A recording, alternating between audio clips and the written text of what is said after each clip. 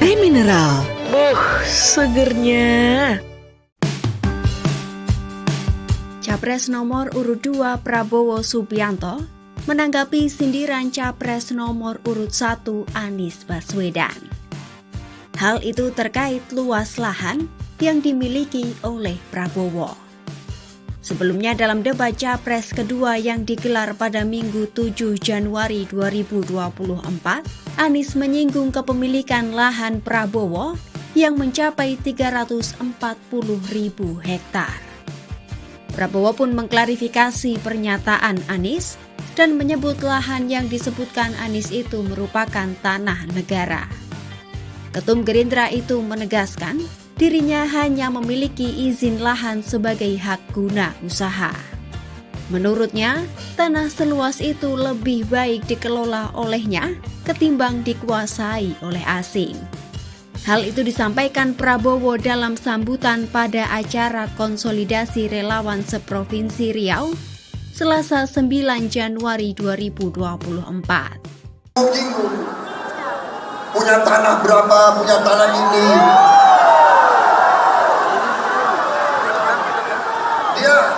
Dia pintar atau goblok sih?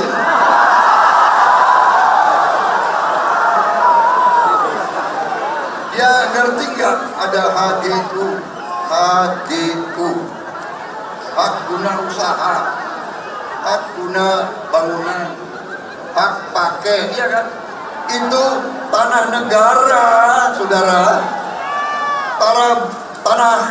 Tanah rakyat, tanah bangsa. Daripada dikuasai orang asing, lebih baik Prabowo yang mengelola. Prabowo pun bercerita bahwa Jokowi juga pernah memerintahkan dirinya untuk menggarap food estate.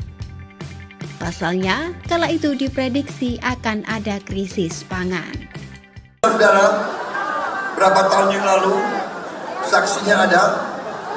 Ini kebetulan aja, Pak Jokowi juga ada. Presiden, saya Menteri Pertahanan, saya diberi tugas beliau untuk membangun food estate, lumbung pangan.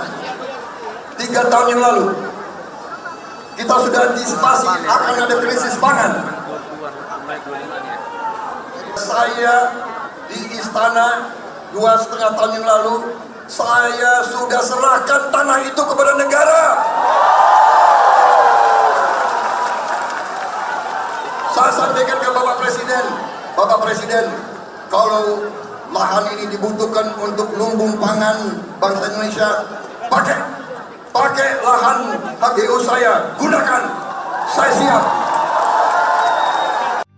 Ia pun mengaku telah menyerahkan lahan-lahan itu kepada negara 2 tahun silam.